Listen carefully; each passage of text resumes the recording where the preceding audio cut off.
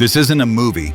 It's a social experiment to see how much pain humanity can endure before surrendering its soul. Cinema used to be about dreams, sometimes nightmares, but the Smurfs 2025, this is neither. It's the visual equivalent of dropping your brain into a blender full of blue paint and letting it scream for 98 minutes straight. The latest attempt to reboot the beloved Blue franchise features high-profile voice talent and a Gen Z-focused musical direction. However, critical reception suggests it's a mixed bag.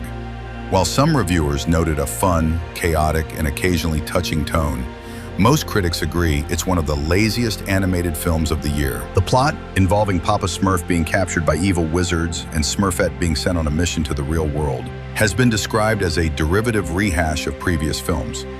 The storytelling fails to resonate with many despite including new lore and a fresh art style.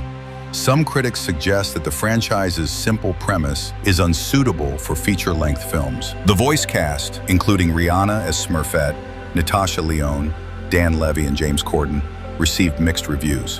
While some performances, such as Dan Levy's, were praised, Rihanna's portrayal of Smurfette was criticized, with many reviewers feeling she was miscast. The film's musical elements, including a new song by Rihanna, were also a point of contention. Ultimately, the film appears to be a cash grab, with its box office success likely depending more on the international popularity of the characters than on the quality of the film itself. Let's start with the elephant in the room, Rihanna as Smurfette.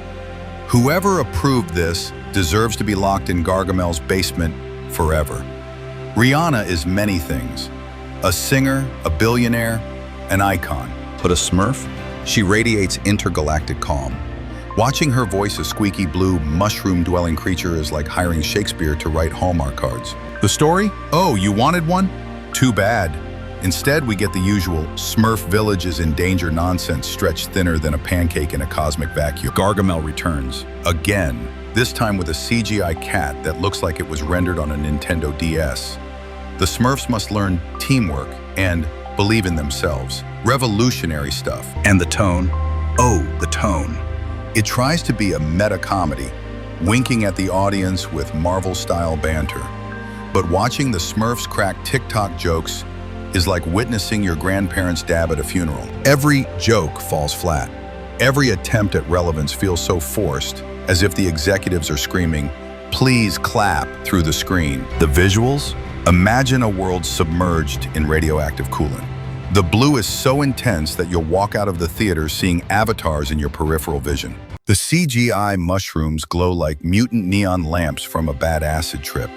Children looked confused, adults looked angry, and one person muttered, "I paid $15 for this," before leaving halfway through. But the absolute horror, the soundtrack. It's awful, of course, because Rihanna probably recorded 3 terrible songs while making lunch. By the middle of the film, you're not watching the Smurfs anymore. You're at a surreal Rihanna concert where the backup dancers are 3-foot-tall blue gnomes. It's dystopian, it's hypnotic, it's unforgivable. The Smurfs 2025 is less a movie and more a cultural crime scene. Historians should study it as proof of what happens when studios panic and throw celebrities at a wall, praying they stick.